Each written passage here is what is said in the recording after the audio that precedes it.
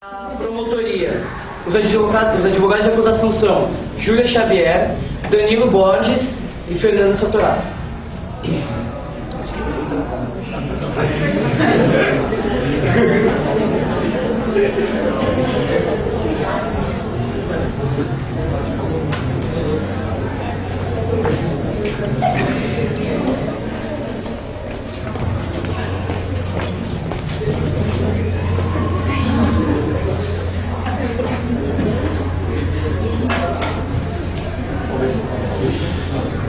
Os advogados de defesa são Felipe Bonifácio, Ângelo Eduardo e Gilson Miranda.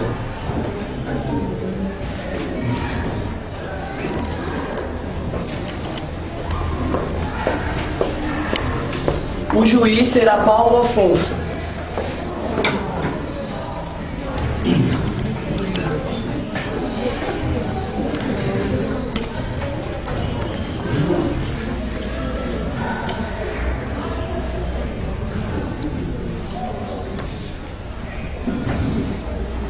Ângelo Réu Eterno.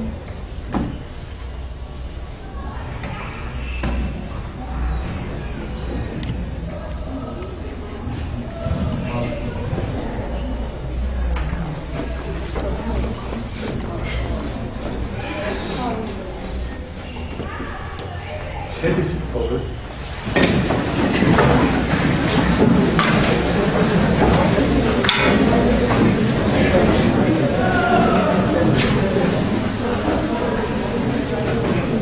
Bom dia, senhores, caríssimos senhores do júri, defesa, senhoras e senhores. Meu nome é Paulo Afonso Cristina Silva. Gostaria de agradecer a presença de todos e tecer algumas considerações. Primeiro, o tempo para a apresentação inicial é de 15 minutos, a réplica de 10, a réplica de 5 e depois a resposta final. Não será admitida a intervenção na outra parte enquanto a defesa estiver falando, assim como não será admitida a intervenção na acusação, não será admitida a intervenção na defesa. Qualquer questionamento ou solicitação urgente deverá ser diretamente direcionado a mim.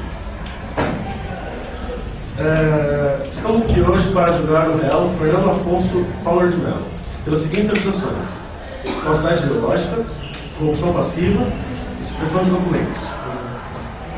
Passo a palavra agora para a acusação.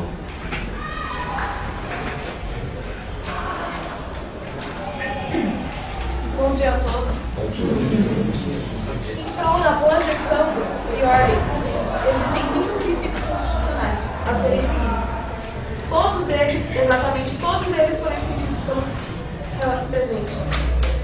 O primeiro deles, a legalidade, foi corrompido quando ele cometeu corrupção passiva. O segundo deles, a impessoalidade, onde ele usou o seu cargo para obter vantagem e benefícios particulares. O terceiro deles, a moralidade, não digo em questão de ter certo ou ter errado, mas em relação aos resultados obtidos após suas ações que não foram benéficas para a sociedade. Outro princípio infringido, a publicidade, onde seu governo não foi bastante claro, a sociedade não foi todas claras. Ele manteve seu governo de modo obscuro. E o último deles, a eficiência, e com certeza não foi, pois após tantos anos sob o comando de regime militar, a sociedade ficou decepcionada com o governo de Collor e não cedeu, não sanou as suas expectativas de sede por justiça. Passo a palavra novamente. Bom dia, excelentíssimos, colegas de apreensão, colegas de defesa e júri. Então, para começar a falar um pouquinho sobre por que o Collor é acusado de corrupção passiva.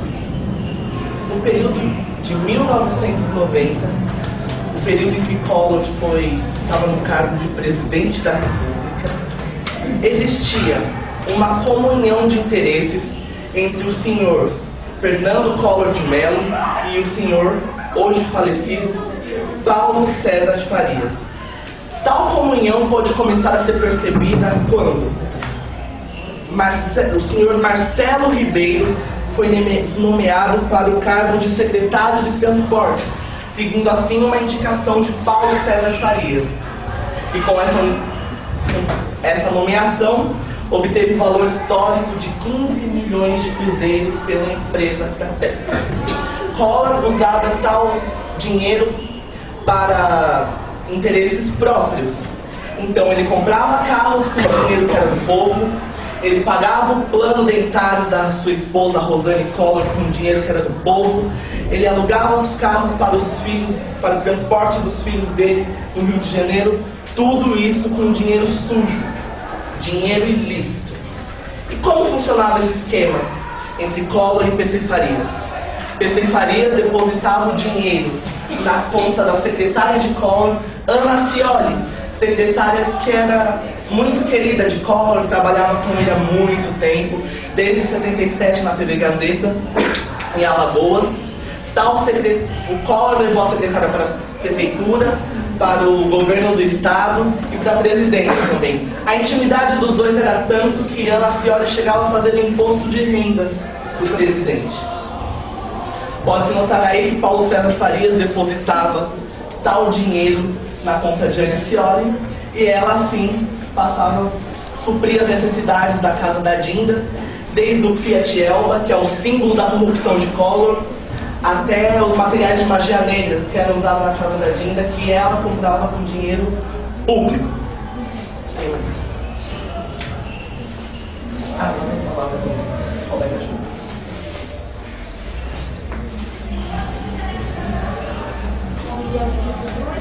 Agora nós daremos continuidade na navegação no presente. Bom, desde muito jovem, Fernando Collor apresentou características que evidenciavam seu desvio de caráter. O réu do presente, desde sua juventude, mostrava características que exibiam seu gosto pelo poder e pela ostentação de vida. Fernando sempre demonstrou um comportamento expansivo no sentido de que todos deveriam satisfazer as suas necessidades pessoais. Já na fase adulta, o réu teve divergências com sua família, seu pai e sua mãe, o senador Arnold Collor de Mello, pois o mesmo não concordava com a má conduta política que seu filho levava. Um episódio que merece grande destaque foi o período em que o seu filho vendeu planos de aposentadoria fantasma no estado de Alagoas, na época em que era político lá, persuadindo centenas de pessoas a comprar tais planos de saúde fantasma, com o plano de não dar o benefício cedido, comprado por eles.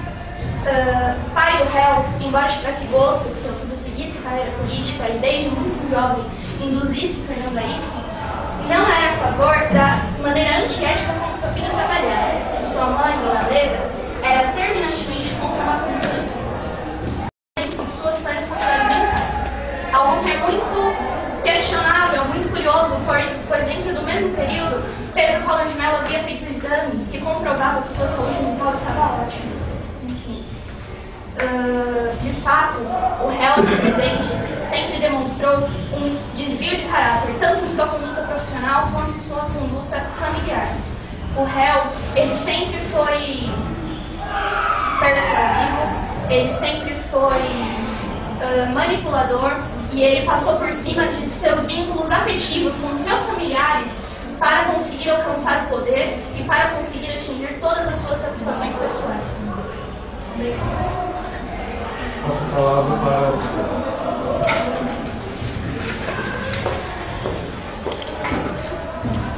Bom, primeiramente, bom dia a todos.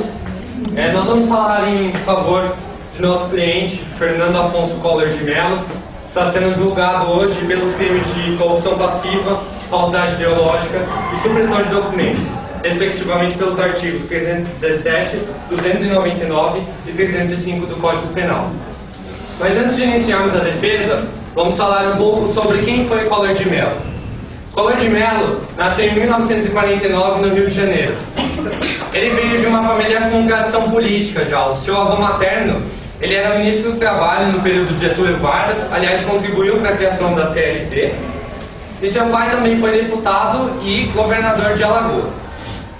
Fernando Afonso Collor de Mello, seguindo os passos do pai, com 29 anos, ele assumiu a prefeitura de Maceió, em Alagoas, pelo sendo indicado pelo governador do estado em questão.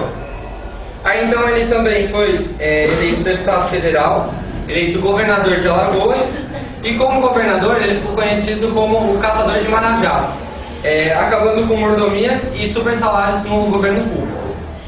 Ele ganhou as eleições presidenciais em 1989, foi o primeiro presidente eleito pelo voto direto após o fim da ditadura militar, e em seu governo ele implementou planos econômicos como o Plano Collor 1 e 2, que visavam restabelecer a economia brasileira. Em 1992 ele sofre um impeachment e por esse motivo ele perde seus direitos políticos por 8 anos e atualmente ele é senador do governo do estado de Alagoas.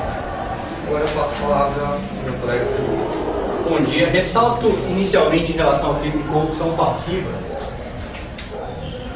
que os depósitos e pagamentos feitos pelo Fernando Afonso Collor de Mello não resultam de empresas ligadas ao PC Farias, pois está comprovado por notas fiscais pelo banqueiro Gustavo Loyola de que esse dinheiro é consubstanciado em empréstimo feito no Uruguai de sobras da campanha presidencial de 1989.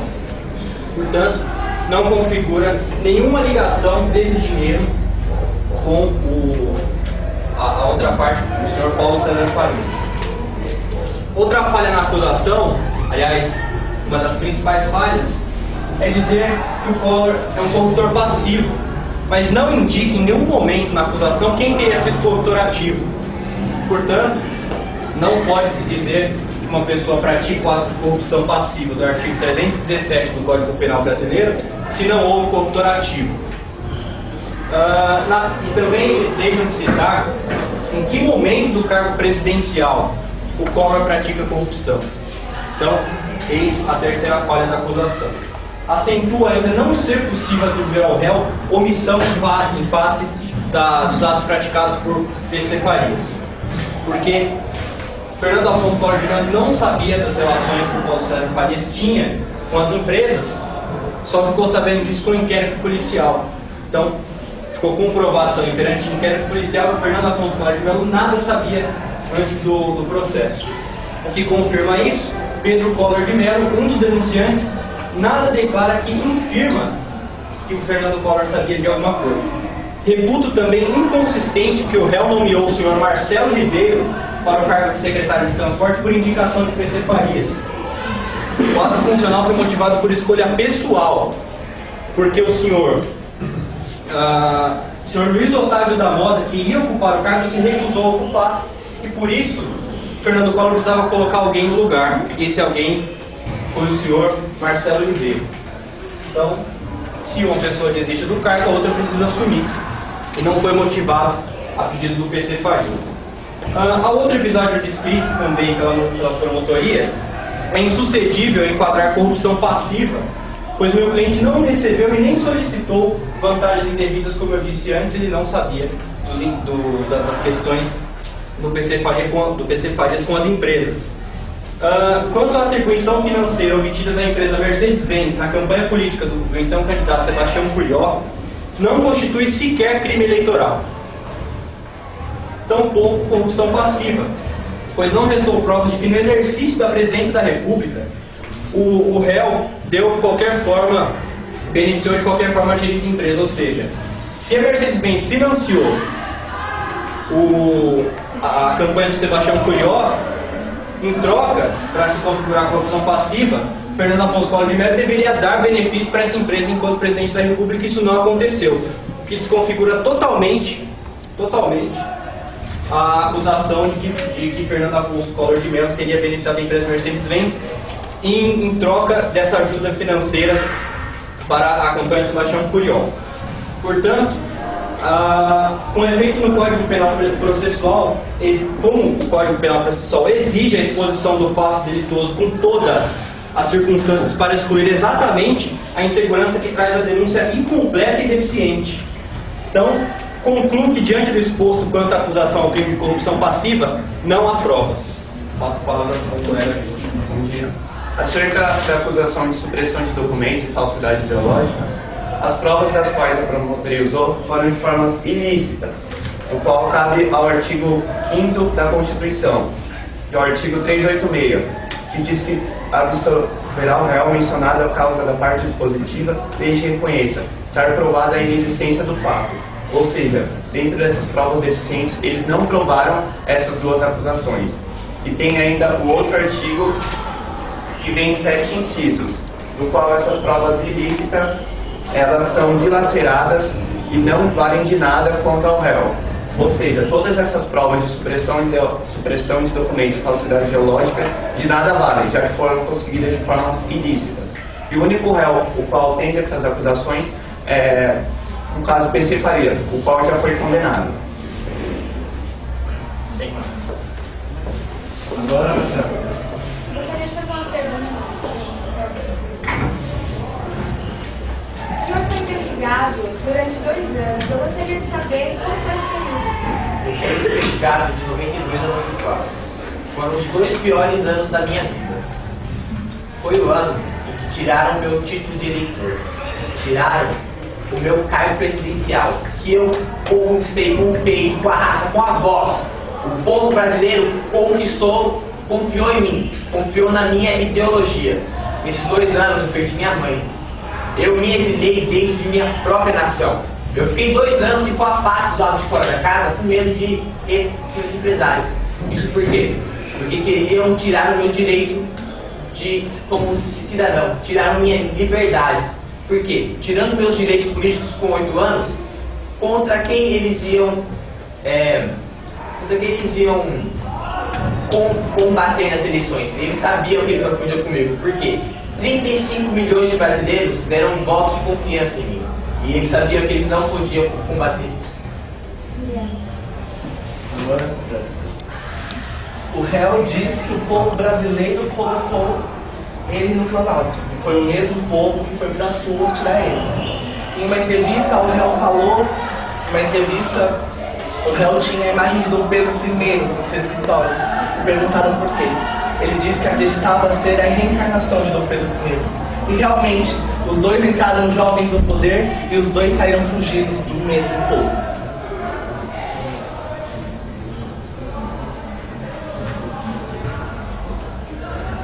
Quanto à configuração do crime de corrupção passiva, a alegação de que se exige que o réu tenha praticado um ato de ofício, favorecendo o corruptor, não tem nenhum fundamento. Na realidade, o artigo 317 do Código Penal, que define o crime de corrupção passiva, não contém essa exigência, bastando que o servidor receba, direta ou indiretamente, vantagem indevida. Esse artigo contém 2 parágrafos prevendo hipóteses de agravamento da pena, ambas aplicáveis a diferentes situações que o servidor pratica, retarda ou deixa de praticar ato de ofício. Basta lembrar a hipótese muito comum de um fiscal de obras que aceita propina para não ver uma construção irregular. Nesse caso, o servidor não pratica nenhum ato de ofício, no entanto, a corrupção está configurada. Por último, o armamento de faltas é evidentemente contrário à realidade dos fatos. Nós, da promotoria, levamos para usar os elementos mais suficientes para a comprovação. Assim, por exemplo, existe prova de que Fernando Collor recebeu em sua conta bancária depósitos feitos por fantasmas, além de outras vantagens, como a reforma da qualidade do automóvel fiel, coisas que, como é mais do que óbvio, não teriam sido dadas sem os impulsos presentes no público. Sobram indícios de comportamento criminoso, o que já seria suficiente para a condenação. Embora a decisão do júri venha a ser decepcionante para o povo, o resultado final do julgamento tem que ser respeitado, pois eles representam aqui o desempenho de uma função constitucional, o que, não fará de Collor um homem honesto. Eu só gostaria de citar que eles dizem que não existem provas concretas de que o presidente recebia dinheiro de PC Farias. Sendo, Collor nega a todo custo que ele não aceitava dinheiro para pagar suas despesas pessoais, sendo que o cheque de número 000223, no valor de 18 milhões de cruzeiros, foi depositado por um funcionário de PC Farias na conta de Ana Maria Scioli, a secretária de Collor. O Opala, que seus filhos transitavam pelo Rio de Janeiro, estava no nome da EPC, empresa de Paulo César Farias. E toda a e o Collor nega que a conta do secretário era abastecida por Paulo César Farias, É mentira, o contato que Paulo César Farias tinha com Collor é evidente. A imprensa sempre mostrou isso. Todos sabemos, desde que Collor tomou a posse, que PC Farias tomava cafezinho na casa da Dinda. E como assim ele vem negar qualquer tipo de conhecimento em relação ao senhor falecido PC Farias? A conta de Ana Acioli, secretária do Collor, era abastecida por várias pessoas, inclusive PC Farias. E muitas dessas pessoas eram fictícias, não existiam, mostrando assim a relação entre Collor e PC Farias. Agora passo para... Senhores promotores usam a mídia para defender o Fernando Afonso Collor de Mello. Pois é, a mesma mídia que o defende, o acusa, então não podemos tirar qualquer conclusão que advém da mídia. Pois a própria publicou uma votação que diz que 96% da população não foi às ruas pedir o impeachment de Collor. Ou seja, isso foi movido por deputados. Deputados não são o povo, tampouco juízes. Mas enfim, quero dizer que a denúncia padece do duplo vício fatal de não descrever o fato supostamente criminoso e não descrever suas circunstâncias. Portanto, a promotoria deixou de fazer referência ao modo, momento e lugar que teria se estabelecido as suas apurações. Lembrando que, no nosso sistema jurídico, são independentes o crime de corrupção passiva e o ativo. Portanto, repito, se o Collor foi o corruptor passivo, quem foi o corruptor ativo? Comprovado de que PC Farias não está diretamente ligado ao chamado esquema de corrupção da época de Fernando Afonso Collor de Mello. Senhor. A mídia...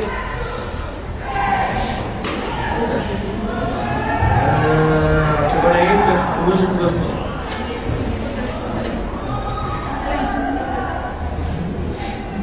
Eu só gostaria de dizer que ele disse que nós usamos a mídia para acusar Collor. Só para lembrar que essa mesma mídia foi quem colocou Collor no poder. Porque sem a força da mídia ele não chegaria sequer ao cargo de presidente. Entra a primeira testemunha de acusação.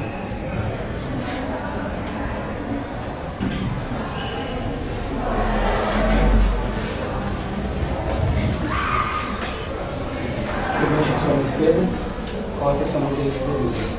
Você jura, repita comigo. Você jura dizer a verdade? Somente a verdade? Mas além da verdade.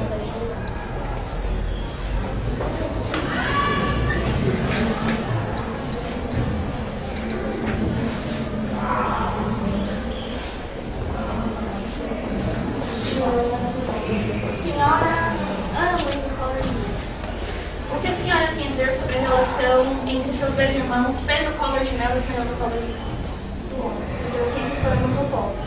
Enquanto o Fernando gostava de trabalhar e se sentir superior, Pedro, ele sempre foi mais excluído e se reunia com o grupo de estudo. Existem relatos de que a senhora sempre se manteve alheia aos problemas decorrentes entre a sua família e nunca procurou ter envolvimentos com política ou participação nas empresas de sua família. Por quê? Nunca me interessei em me envolver com política, mas eu sempre ouvia meus pais discutindo sobre a ação política do meu irmão e seu irmão Fernando. Eles condenavam, então a senhora afirma que eles condenavam a má conduta política e a falta de ética de Fernando Collor de Mello para a administração de suas empresas privadas e também durante o seu período na presidência da República. Sem mais perguntas. Bom dia, senhora Ana Luísa Collor de Mello. A promotoria ela tem apenas uma pergunta. Ela gostaria de saber qual a sua opinião sobre os planos econômicos Collor 1 e Collor 2 colocados em prática na gestão de Fernando Collor de Mello na presidência do Brasil. Bom, de fato, o plano contribuiu com a economia, mas a maneira com que afetou a população é indiscutível e praticamente condenável. Pessoas se suicidaram por causa disso e o presidente tinha em mente que isso aconteceria. E mesmo assim, foi em prática. Talvez se ele não tivesse ficado no plano, e sim em maneiras de fazer o plano mais rígido, não teria funcionado. E agora a segunda testemunha de acusação.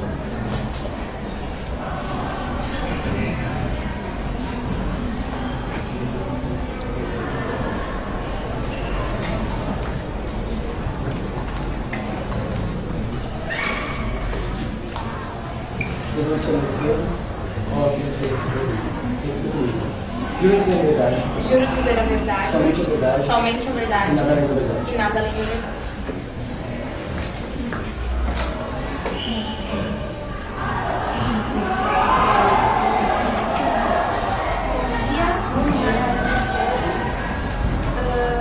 Eu gostaria de começar indagando sobre a relação de Fernando Collor e PC Farias.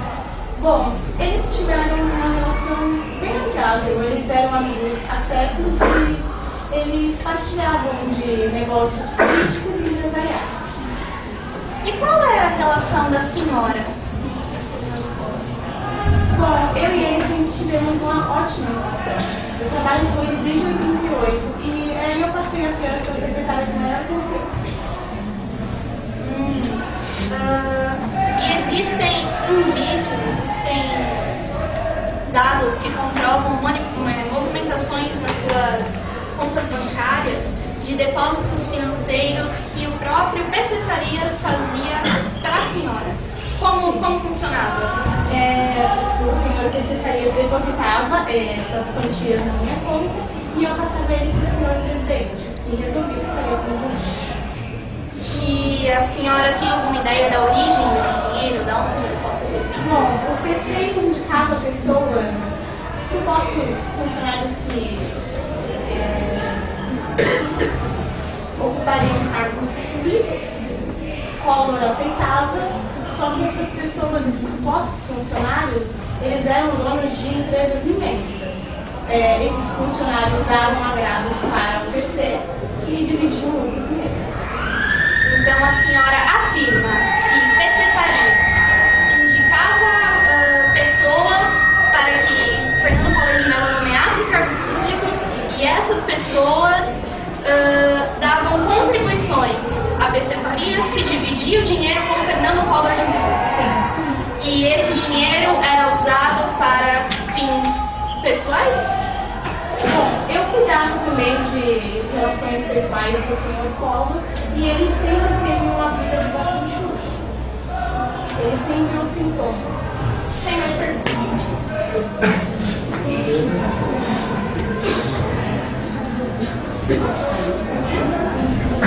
A senhora, como secretária de confiança, ex-secretária de confiança de Fernando Afonso Collor de Mello, sabe que quem apresentou Paulo César Farias ao meu cliente foi o irmão dele, Pedro Collor de Mello.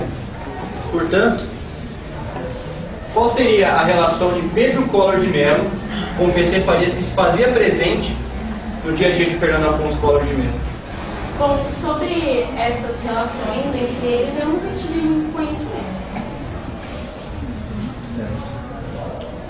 Então a senhora conseguiria afirmar que a relação de PC Farias e Fernando Afonso Collor de Mello, quando surgiu o inquérito, os dois não se falavam há 2 anos, correto? Sim.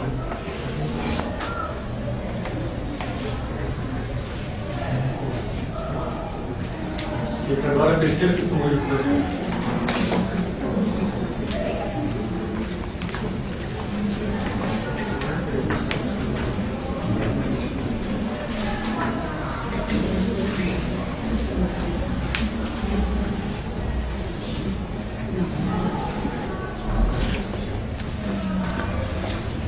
Levante sua mão esquerda, coloque o direito sobre a Bíblia. Repita comigo. Eu juro dizer a verdade. Juro dizer a verdade. Somente a verdade. Somente a verdade. E nada além da verdade. E nada além da verdade.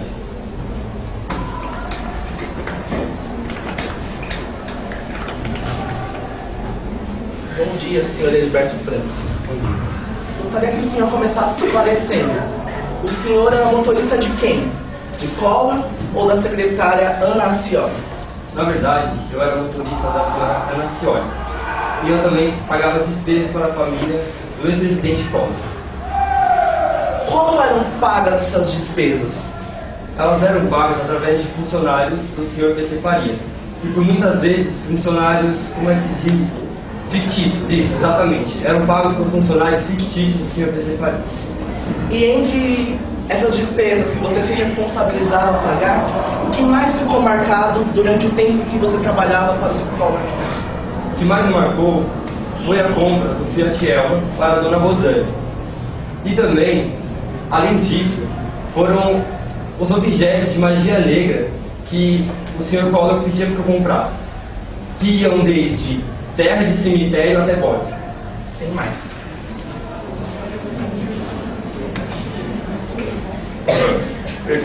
Pergunto-lhe então se, através de todos esses atos que você havia cometido durante o tempo que você trabalhava, por que você não abandonou o emprego ou simplesmente continuou fazendo? Simplesmente pelo fato de que eu necessitava muito desse emprego e também porque eu não tinha voz para acusar o presidente. Eu tinha medo que ele poderia fazer contra mim. Então, eu não pude acusá-lo.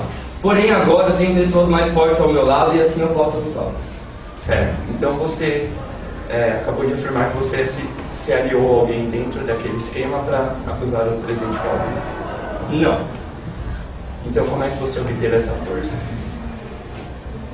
Depois as pessoas começaram a se manifestar para poder acusá-lo, eu vi que então eu podia me juntar a eles para poder acusá-lo também. E você, como a secretária se referiu ao Fiat Elba, ela falou que ele tinha uma vida de ostentação. Como ele teria essa vida se ele andaria em um Fiat Elba? Não entendi essa pergunta.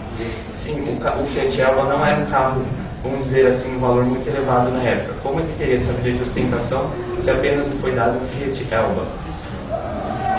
Então, mas o carro, independente do valor, ele foi comprado de forma ilícita. Então, independente do valor, não deveria ter sido comprado.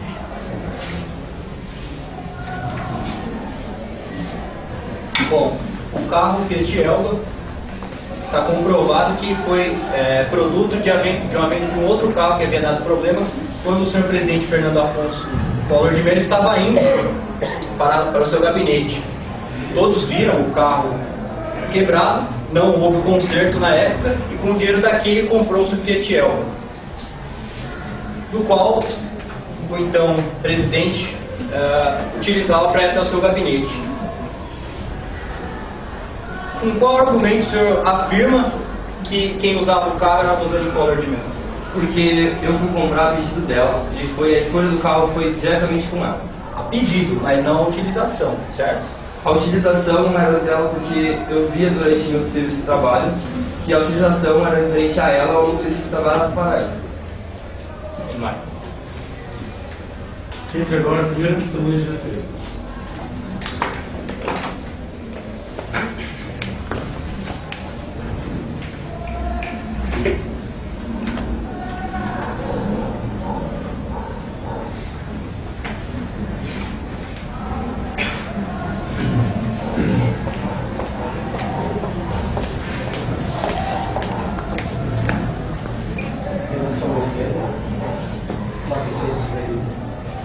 Repita comigo. Você jura dizer a verdade, nada da verdade sem utilidade. Juro dizer a verdade, nada da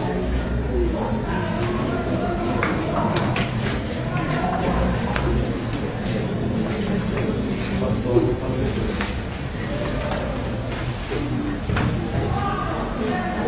Gostaria de perguntar qual era a sua relação com o Collor durante aquela época. Nós éramos muito bem tratados. Eu até o amo, apesar de sermos atualmente separadas. Posso dizer e declarar que ele é o amor da minha vida. Só tivemos algumas contratempos e assuntos pessoais. Então você afirma que ele não tinha aqueles desvios de conduta aceitados pela promotoria. Afirmo que ele não tinha.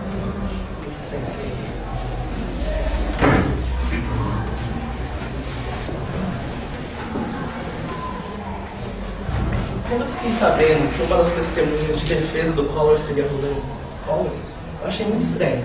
Até mesmo porque ela sempre se aproveita da imagem suja do ex-marido da estar sempre na mídia. Rosane, qual é a sua relação atual com o réu? Somos atualmente separados. Você já foi ameaçada pelo réu? Não, nunca começou. Interessante que aqui você declara que nunca foi ameaçada pelo réu. Mas numa entrevista ao Fantástico, no dia 15/7 de 2012, a senhora afirmou que se algo lhe acontecesse, a culpa seria do réu. Afirmou mais que a feiticeira que fazia os rituais de magia negra nos porões da casa da Dinda hoje se tornou evangélica. E durante um culto ela distribuiria um DVD onde relataria esses rituais. Você disse que antes de ir a esse culto recebeu uma ligação. E nessa entrevista ao Fantástico, a senhora afirmou que foi Collor de Mello que te ligou. Por que isso, sendo que ele nunca te ameaçou? Primeiramente, quero dizer que não devemos julgar a espiritualidade de ninguém. Vivemos num país laico. E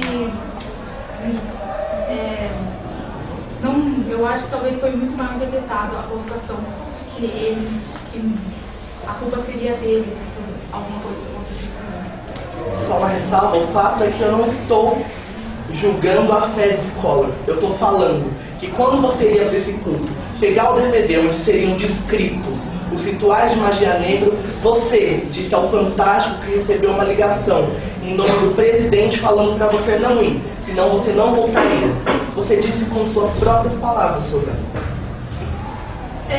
Ele não queria que eu... Posso dizer assim que ele não queria que eu tivesse uma grande participação ativa de certos assuntos. Mas não que isso seria prejudicial a mim e nem que isso estaria me condenando a algum tipo de acontecimento futuro que me afetaria. No começo da entrevista você disse também que se algo lhe acontecer hoje, a culpa é de Fernando Collor de Mello. Por que você hoje está negando isso? Eu acho que é uma colocação muito mal interpretada e não acho que você tenha interpretado direito o que eu quis dizer com essa questão. É que eu só não entendo porque você está de defesa. Eu não teria que estar intimidando a cliente. Qual era a relação de Collor com Paulo César Farias? Eu não participava ativamente dessa questão. Ele era muito amigo de Pedro Collor e de Fernando Collor, mas não de mim. Ok, sem mais. Chama agora a segunda testemunha de defesa.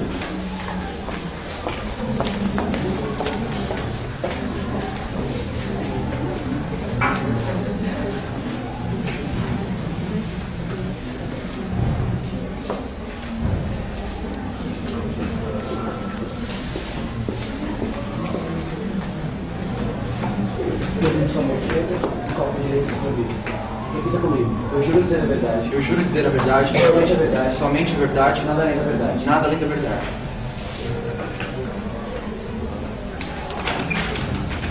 Bom dia. Sobre a acusação de crime de corrupção passiva, artigo 317 do Código Penal Brasileiro, uma das argumentações da promotoria é de que Fernando Afonso Collor de Mello utilizava dinheiro das empresas de PC Farias, e eu argumentei aqui que esse dinheiro vem de empréstimo efetuado no Uruguai. O senhor Gustavo Loyola confirma que as notas fiscais comprovam que esse dinheiro de fato vem de empréstimo efetuado no Uruguai? Perfeitamente, eu confirmo que estava presente quando as notas fiscais acerca do empréstimo foram emitidas. Sim. Loyola, qual é a sua relação com Collor? Em relação com Fernando Collor, é absolutamente nula. O que você sabe dos escândalos da gestão de Collor? Escândalos? Eu desconheço qualquer escândalo acerca dele. Por que tal plano é tão mal visto pela população? O plano Collor é tão mal visto pela população porque ela não consegue perceber os benefícios a longo prazo. No entanto, isso não significa que o plano Collor seja um plano ruim. Chama agora a terceira testemunha de defesa.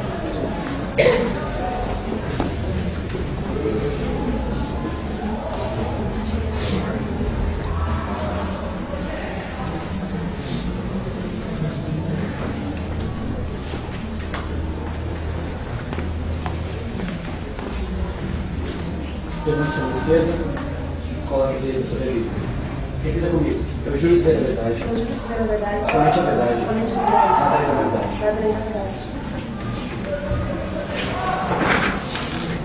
Dona Zélia, a senhora foi ministra da Fazenda durante um período do governo Collor de Mello e participou ativamente da implementação do Plano Collor 1.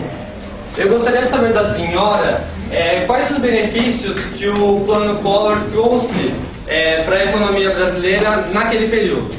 Durante boa parte do período de mandato de Collor, o plano serviu para melhorar a inflação, que na época estava muito alta. E a privatização das empresas, que na época foram feitas, ajudaram essas a crescer hoje. Muitas delas hoje em dia estão com investimentos muito grandes e que se elas estivessem dependentes do governo até agora, elas não teriam o crescimento que tiveram hoje. Bom, esse fato é muito importante da questão das empresas, que Collor é muito criticado.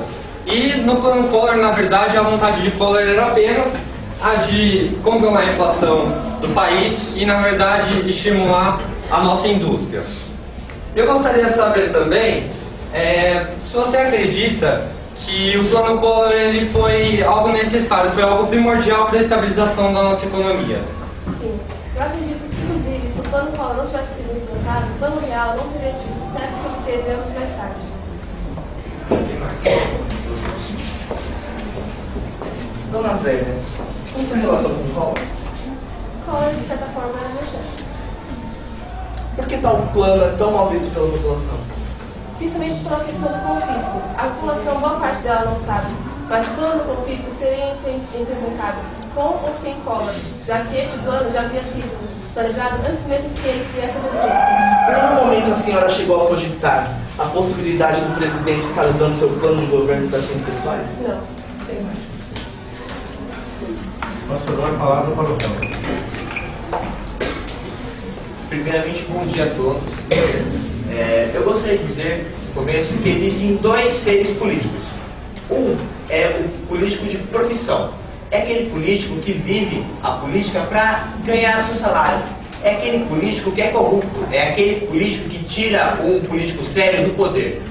O segundo político é o político por vocação.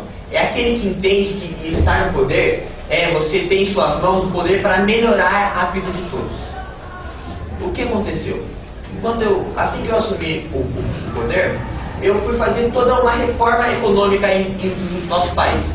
Dizem as línguas que eu queria fazer uma rede de corrupção. Que tipo de rede de corrupção eu quero fazer se eu coloquei como ministro da economia o PSDB? Sendo mais exato, o senhor José Serra. Como eu quero fazer um sistema de corrupção com um certo opositor político em mim, junto no poder? Meu irmão, assim que ele fez tais acusações, uma das primeiras ações que tive foi mandar investigar o senhor Paulo César Farias. Em sua primeira entrevista ao público, meu irmão Pedro Collor de Mello repetiu a seguinte frase inúmeras vezes: não tenho como provar. Meus caros, se até o átomo conseguimos ver a sombra, como é que ele não conseguiu provar algo que existe? É simples, não existe. Isso, a esposa do meu irmão Pedro, após ele falecer, disse em várias entrevistas que possuía uma fita onde minha mãe, Leda, disse que tinha um filho ladrão e o outro um exímio administrador. Porém, ninguém nunca viu essa fita, porque ela não existe. Meu irmão possui inveja de mim. Vamos conciliar, né? A partir do momento que eu consegui o cargo de presidente da República, ele se achou no direito de ficar na administração de todas as empresas da família. E minha mãe não deu esse privilégio a ele. Inclusive, quando ele fez as acusações, ela o retirou da administração das empresas, porque ela alegou que ele estava em crise emocional. Por quê? Vocês repararam que agora os senhores promotores tentaram me acusar moralmente, e que a única prova que eles tinham é o tal do Fiat Elba, que eu explico para vocês agora. Eu possuía um carro muito bonito, porém, indo para trabalhar, uma Kombi bateu nele. Inclusive, toda a imprensa cobriu o fato. Mandei arrumá-lo, porém, o conserto não ficou bom. O que eu fiz? Como eu sou uma pessoa muito ocupada, estava cuidando do país, tentando mudar economicamente, pedi para que vendessem o carro e comprassem um carro de igual valor. Me apareceram com o Fiat Elba. Agora as considerações finais da acusação.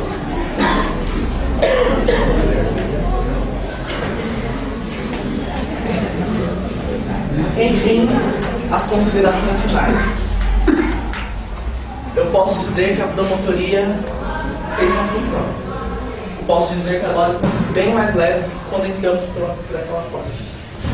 Apresentamos aqui todos os crimes cometidos pelo réu. Sim, este senhor que aqui se encontra e que nega sua ligação com o PC Farias.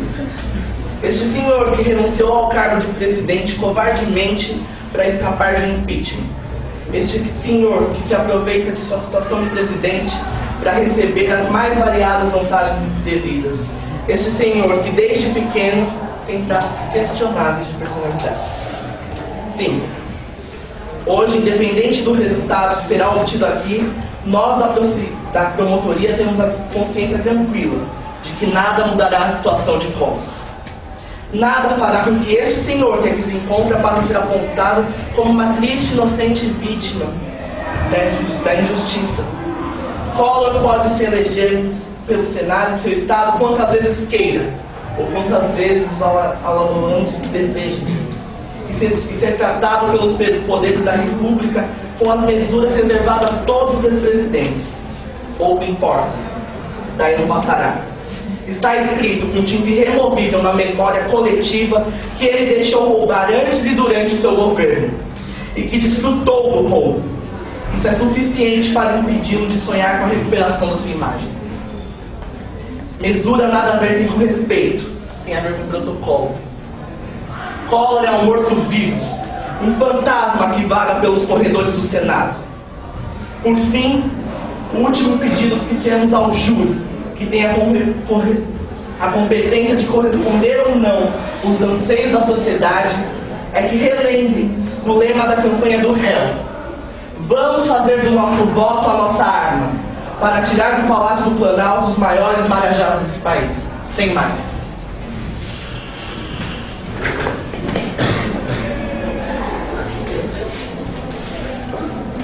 A rigor, como se viu pelos trechos, não se chegaria à conclusão de que foi imputado ao acusado crime de corrupção passiva. A denúncia não foi clara, não foi precisa e não foi concludente, podendo causar prejuízo ao réu de acusações tão vagas. Com efeito, repito, o Código Penal Processual exige a exposição do fato delituoso com todas as circunstâncias para excluir exatamente a insegurança que traz a denúncia incompleta. Portanto, a ausência de acusação contra Fernando Afonso Collor de Mello não está apta a produzir efeitos jurídicos, sendo certo que em nosso sistema são autônomos ou independentes os crimes de corrupção passiva e ativa. A denúncia padece do duplo vício fatal de não descrever supostamente o criminoso e não descrever as suas circunstâncias. A promotoria deixou de fazer referência ao modo, lugar e tempo que isso teria se estabelecido dentro do cargo presidencial de Fernando Afonso Collor de Mello. Digo agora, senhores do júri, imaginem ser acusados por uma promotoria diante de provas ilícitas. Imaginem perderem o cargo, serem caçados pela mídia e pelo povo não, a mídia que impôs que o povo estava contra, que esse presidente, por meio de provas ilícitas, está no artigo 322 do Código de Processo Civil. Ou seja, se não for obtida por meio legal ou moralmente legítimos, será conceituada como meio de prova ilícita proibida pelo artigo 5º da Constituição Federal. Dispõe que são inadmissíveis no processo as provas obtidas por meios ilícitos. Eu gostaria de finalizar ao júri que a questão do confisco é algo que a acusação utiliza para incriminar o Collor, mas Collor, como um grande economista, utilizou algo muito simples, que é a lei da oferta e da demanda. Se você retém o dinheiro do mercado e as pessoas não têm a possibilidade de comprar, a oferta diminui e, consequentemente, com a demanda alta, a tendência é que os preços baixem e que a inflação, que naquele momento do país era altíssima, pudesse ser reduzida. Eu pergunto ao júri, se vocês estivessem no lugar e a população estivesse cobrando de vocês melhorias na economia, que a economia do Brasil ela pudesse se fortificar e que a inflação sumisse, o que vocês fariam no lugar de Collor? Agora, vocês serão a justiça. E eu espero que vocês possam inocentar o nosso cliente, que hoje aqui é acusado de forma irregular pela promotoria. Agora o júri se retire para gerar um prazo.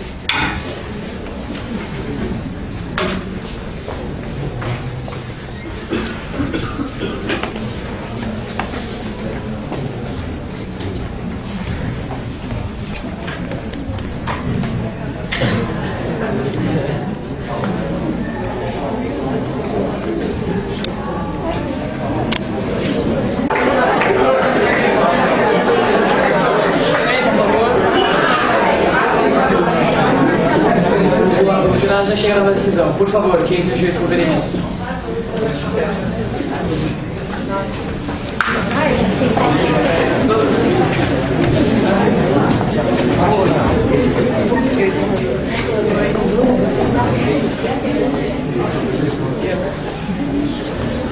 Quem do júri?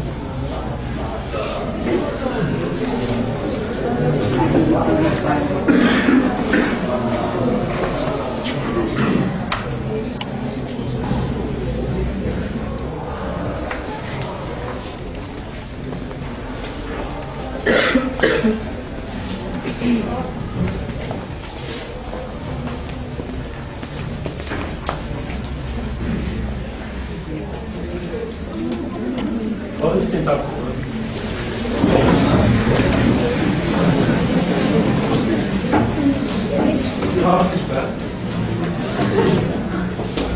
Quanto à acusação de corrupção passiva, o réu foi julgado inocente.